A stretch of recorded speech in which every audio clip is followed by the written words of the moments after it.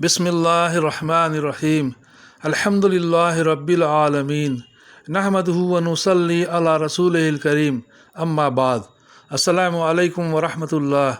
मोहतरम बुज़ुर्गों, दोस्तों, अज़ीज़ साथियों, आइए सहाबा किराम रज़ियल्लाहु अन्हुम अजमईन की हुज़ूर सल्लल्लाहु अलैहि वसल्लम की फरमाबरदारी और इम्तिसाल हुक्म से मुतालिक वाक़यात में से नंबर 5 का मुताला करें इंशाअल्लाह। दरूद शरीफ पढ़ लीजिए। अल्लाहुम्मा सल्ली अला मुहम्मदिन नबील उम्मी व अला आलिहि वसल्लिम तस्लीमन कसीरन कसीरा। वाक़या नंबर 5, हज़रत सुहैल बिन हंज़ला रज़ियल्लाहु अन्हु की आदत और खुरैम रज़ियल्लाहु अन्हु का बाल कटवा देना।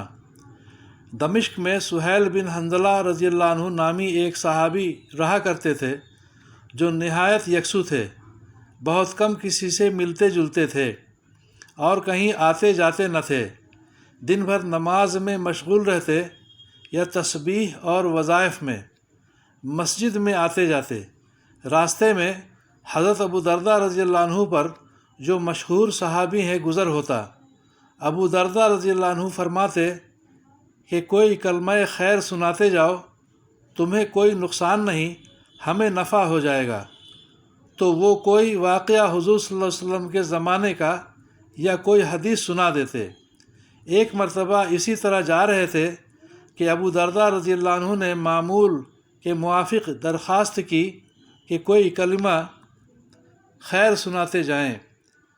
कहने लगे कि एक मरतबा हुज़ूर अक़दस सल्लल्लाहु अलैहि वसल्लम ने इरशाद फरमाया कि खुरैम असदी अच्छा आदमी है, अगर 2 बातें न हों, एक सर के बाल बहुत बड़े रहते हैं, दूसरी लुंगी टखनों के नीचे बांधता है।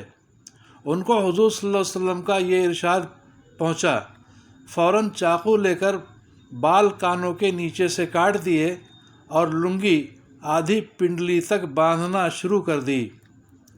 फ़ायदा, बाज़ रिवायात में आया है कि ख़ुद हुज़ूर अक़दस सल्लल्लाहु अलैहि वसल्लम ने उनसे उन दोनों बातों को इरशाद फरमाया और उन्होंने कसम खाकर कहा कि अब से ना होंगी, मगर दोनों रिवायतों में कुछ इश्काल नहीं। ये हो सकता है कि ख़ुद उनसे भी इरशाद फरमाया हो और गैबत यानी गैर मौजूदगी में भी इरशाद फरमाया हो, जो सुनने वाले ने उनसे जाकर अर्ज़ कर दिया। अल्लाह ताला हम सबों को भी नबी करीम सल्लल्लाहु अलैहि वसल्लम के इरशादात पर अमल करने की तौफ़ीक़ अता फ़रमाए।